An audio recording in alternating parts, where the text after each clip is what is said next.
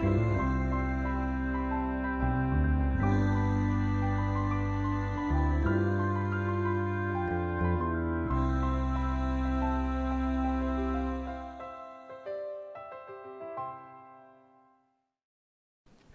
and welcome to Book Circle. I'm Earl Weinberg. This time we will continue our reading of Past Master by R.A. Lafferty. Our protagonist, Thomas More, has been elected President of Astrobe, or King of Astrobe, many people call it, and he has huge powers and popularity, but there's a catch. According to Astrobian law, if the king vetoes the same law 3 times, he's executed. The big ones had Thomas up on the carpet the next morning.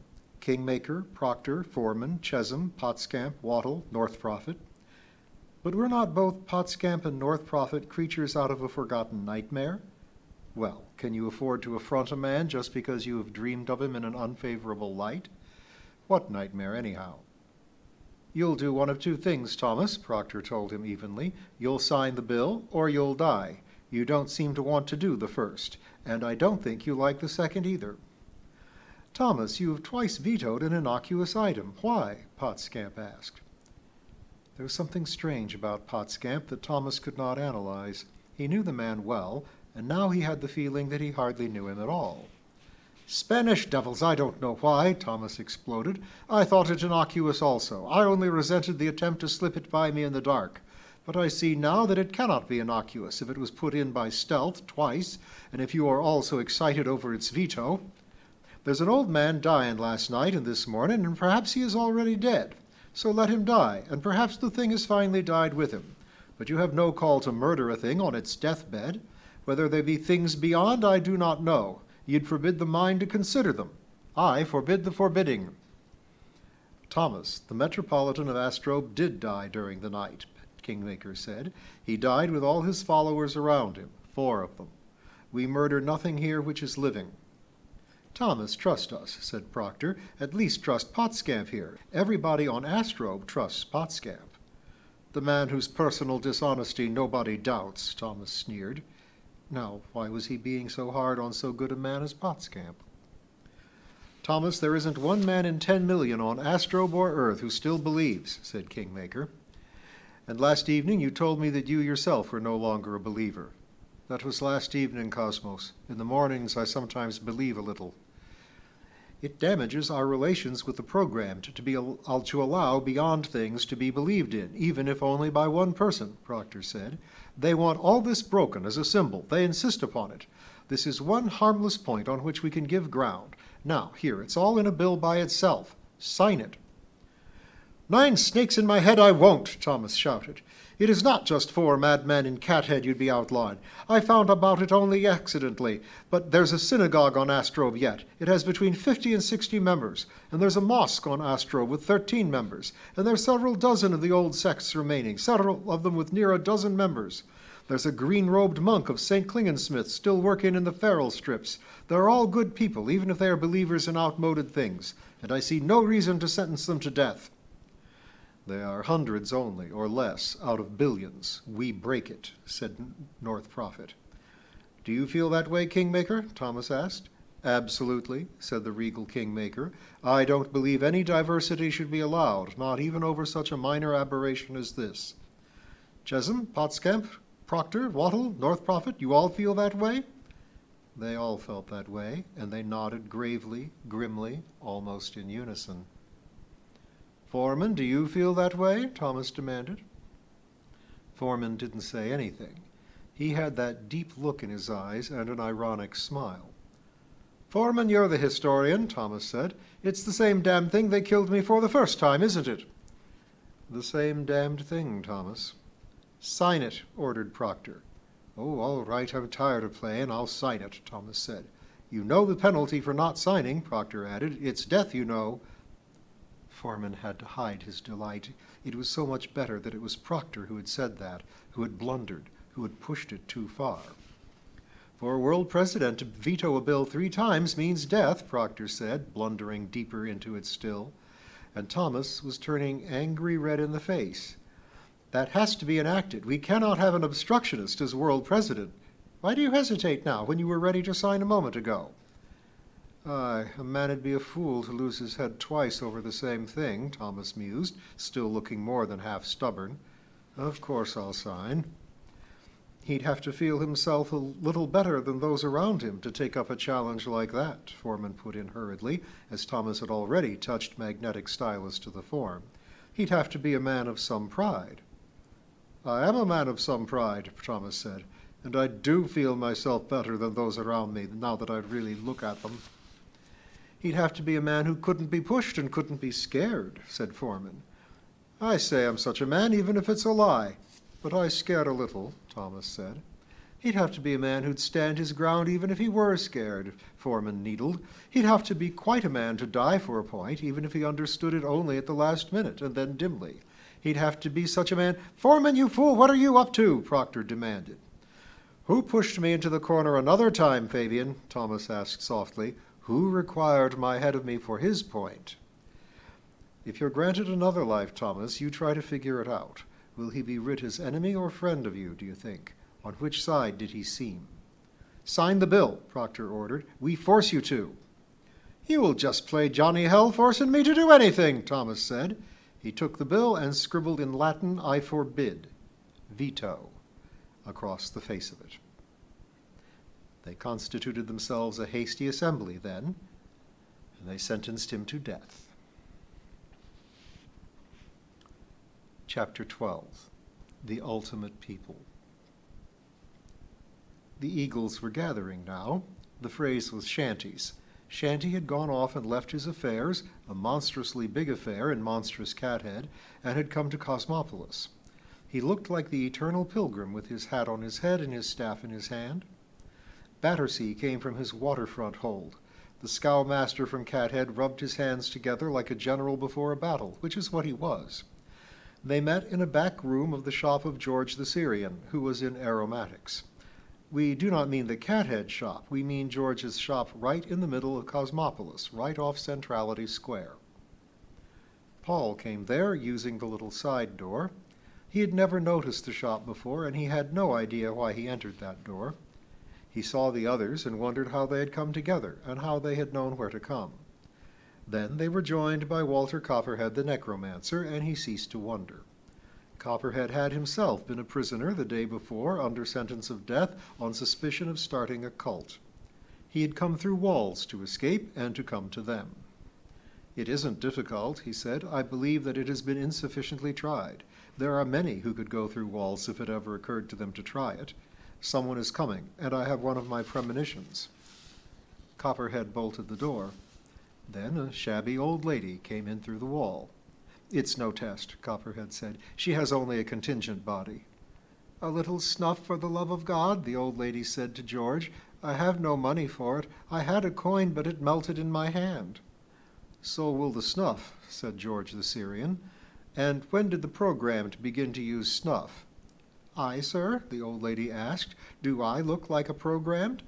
No, but you are, George told her. Your body is too contrived to be human. It's just an old body I found, she said. It isn't my own. I don't really understand it at all. But if I'm not a poor old lady, what am I? Have you been my customer before? George asked. I seem to remember you. He gave her snuff.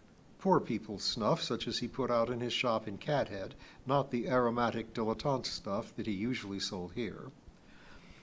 I don't remember you or your shop, the old lady said, but I remember Paul a little, and now I remember you all more and more. Yes, I have been of the company of all of you before, in one group or another.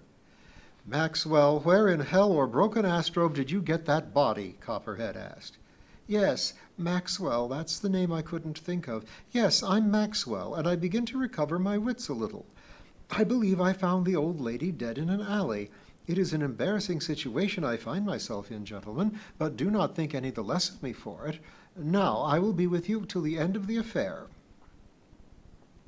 Somebody tried the barred door, then tried it harder, then tried it most impatiently.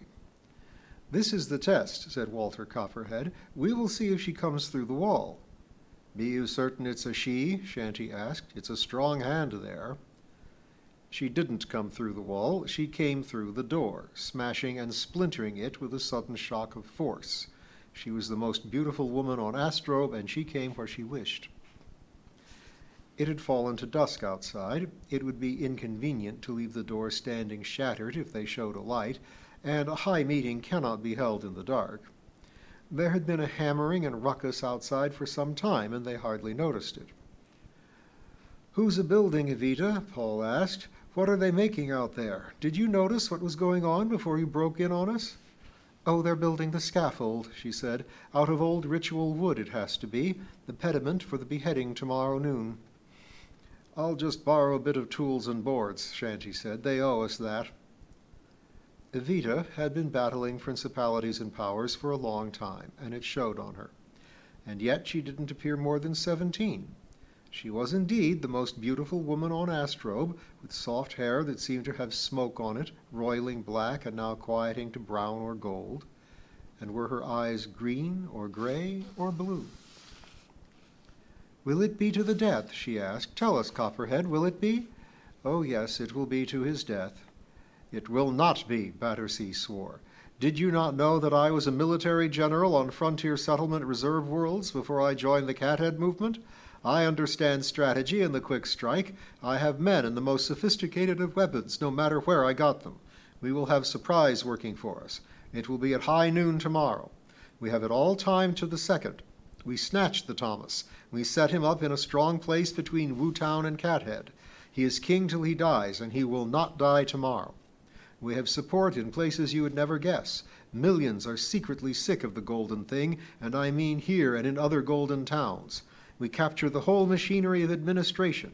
I am only the finger man, but we have men lined up who are capable of carrying it through. Cathead has not been the only opposition. There is a much larger thing ready to smash through this thin crust.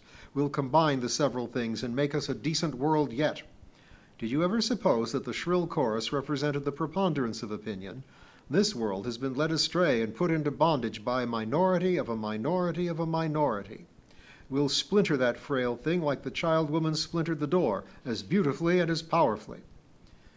"It may happen almost like that," said Copperhead. "Nevertheless, Thomas will lose his head tomorrow." "He will not," said Battersea. "You're a fool and no necromancer. Here comes the pup. How did he know to come? Be you an eagle, pup?" It was Rimrock the Ansel who sidled in. "I be an eagle," he said. "I soar. It's the last night of the world, and we are not sure what the new world will be like. I've brought old rum and brandy for those of a more barbarous taste." Shanty had the door about fixed. He worked deftly and beautifully. "It's better than new," he said. "It'd keep out a programmed patrol, but it might not keep out an Evita. Strike a low light now, George. Conspirators must always have a low light."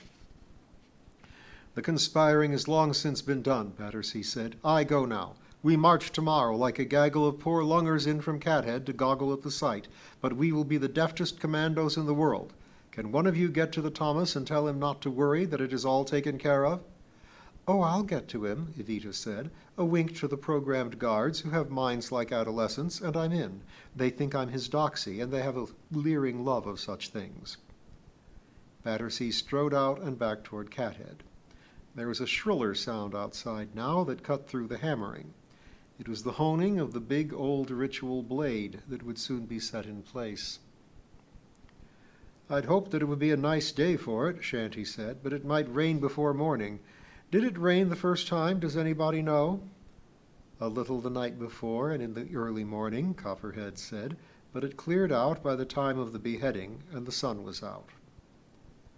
The whine of steel on stone rose higher in the square outside.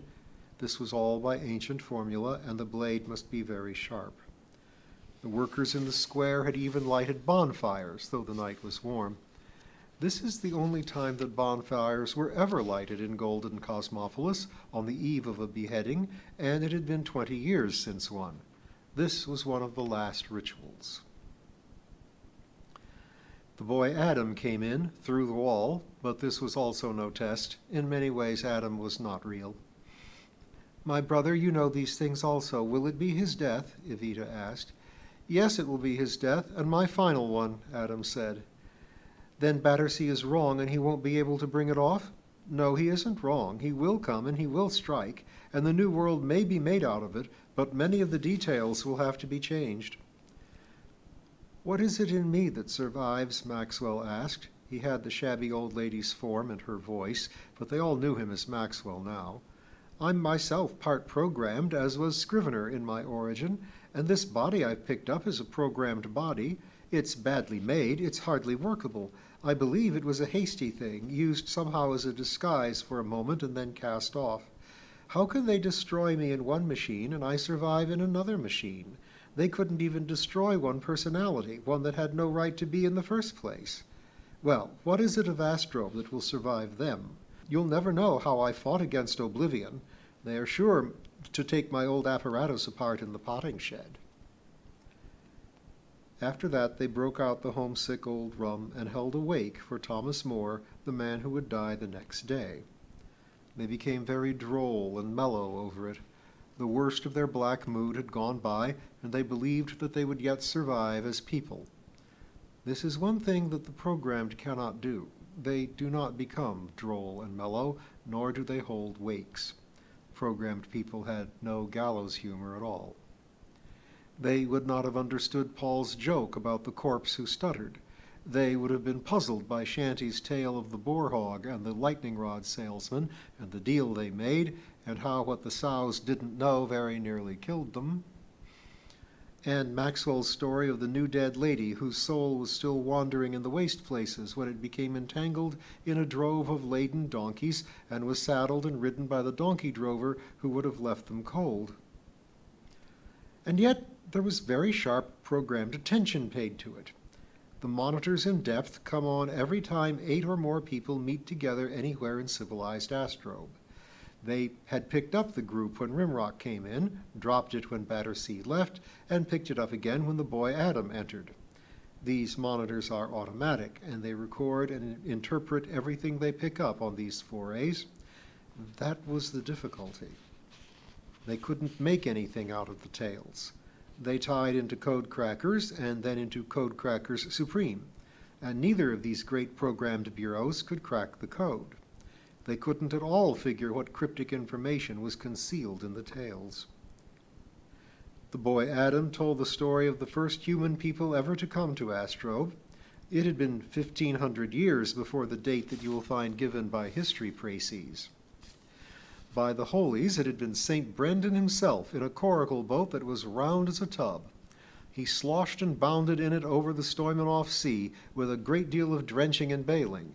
But he had started his voyage in the North Atlantic Ocean on old Earth, and he supposed that he was still sailing the same water since he had never left it. He piled out of the coracle when it ran onto land, and 19 Irish monks with twinkling pates followed him out of the boat and onto shore. On first arrival, they found no living things on the shore except Jerusalem conies, which would not answer their questions. But St. Brandon and his 19 monks set themselves to record whatever they might find in this new land. Say they mapped it out and wrote it down on the scrolls with exact descriptions of the plants and animals in the new land itself. They got down every bay and inlet where the Stoimanoff Sea shatters into a dozen estuaries and slips between what is Wu Town and Cathead now. It was a beautiful map and a comprehensive description.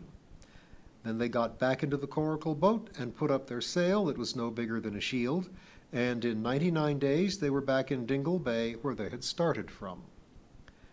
But later explorers going out into the North Atlantic Ocean of old Earth didn't find any such lands as that, and they said that St. Brandon had lied. He had not.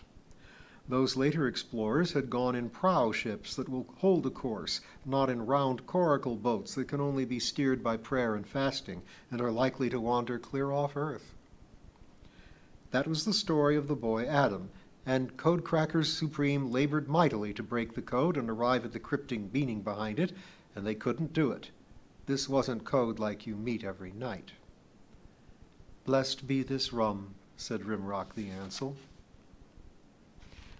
George the Syrian told just how things are every time the world ends. The only thing ever left over when the world ends, he said, is one Syrian and one sand dune, all other features of the world being blotted out by the terminal catastrophes. There's that terrible second or million years when nothing moves, for a second and a million years are the same when there is no movement in anything. Then the Syrian goes over behind the sand dune and finds a dromedary, and together they start the world going again. That is the way it was in the earliest version of Genesis, George said. That is the way the world begins every time. You will hear stories about a man and a woman or a turtle raising the sky up from off the earth. Do not believe them. Every time the world begins, it begins with a Syrian and a dromedary. Now, I don't know what a dromedary is. I don't know what a sand dune is, and I sure don't know what a Syrian is. The name was hung on to me, I believe, because I have a beak instead of a nose. The world will end again tomorrow. Then watch for a Syrian and a sand dune. If the Syrian goes behind the dune, there is hope. If he does not, or if there's neither Syrian nor sand dune, then the world is done forever. Codecrackers Supreme suffered a breakdown about the time that George the Syrian recounted this. It was not perhaps a serious breakdown, but it would take several hours to get Codecrackers to functioning again. So the monitoring was dropped. No point in setting down what even Codecrackers cannot crack. "Blessed be this rum," said Evita. And we'll see if there's any more blessable rum in the next reading.